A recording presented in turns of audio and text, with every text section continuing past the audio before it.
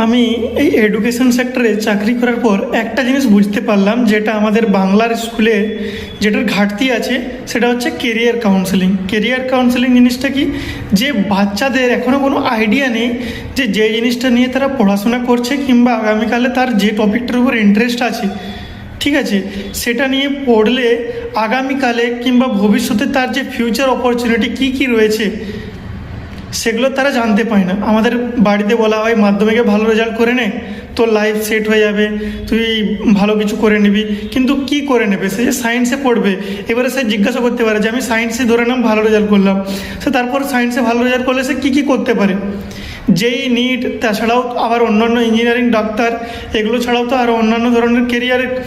এবার ধরে নাও ইঞ্জিনিয়ারিং করবে সে, এবার ও জিজ্ঞাসা করতে পারে ইঞ্জিনিয়ারিং করলে তোর কেরিয়ার সেট হয়ে যাবে। এবারে ইঞ্জিনিয়ারিংয়ে যে কী কী হয়, সেখানে যে কী কী পড়তে হবে, কিংবা তার যে এক্সপিরিয়েন্স ইঞ্জিনিয়ারিংয়ের সময় কী কী ঘটনাগুলো ঘটবে তার সাথে, এবং সেখান থেকে আবার সে আগে ফিউচারে কী কী কেরিয়ার পারসিউ করতে পারে বা কোন কোন ফিল্ডে কাজ করতে পারে, তার ইন্টারেস্টের ওপর কাজ করতে পারবে কি না পারবে।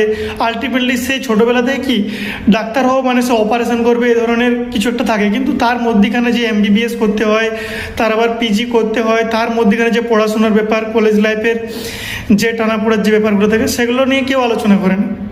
তো এগুলো বাচ্চাদের যদি অ্যাডভান্স আগের থেকে প্রিপারেশন করা হয় যে তুই এই জিনিসটা নিয়ে পড়াশোনা করলে ভবিষ্যতে তোর যেটা ভালো লাগে তুই সেটা করতে পারবি, এবং তাদেরকে প্র্যাকটিক্যাল জিনিস দিয়ে উদাহরণ দেবো, প্র্যাকটিক্যাল জিনিস যেগুলো ঘটে। তো এগুলা মনে হয় যে স্কুলে যদি এগুলো বলা হয় তাহলে বাচ্চারা ইন্টারেস্ট পাবে এবং তারা ভবিষ্যতে আরও পড়াশোনাটাকে সিরিয়াসভাবে নেবে। এবং তোমরা যদি আমার সাথে একই মত হয়ে থাকো তাহলে নিশ্চয়ই ভিডিওটাকে শেয়ার করে দেবে।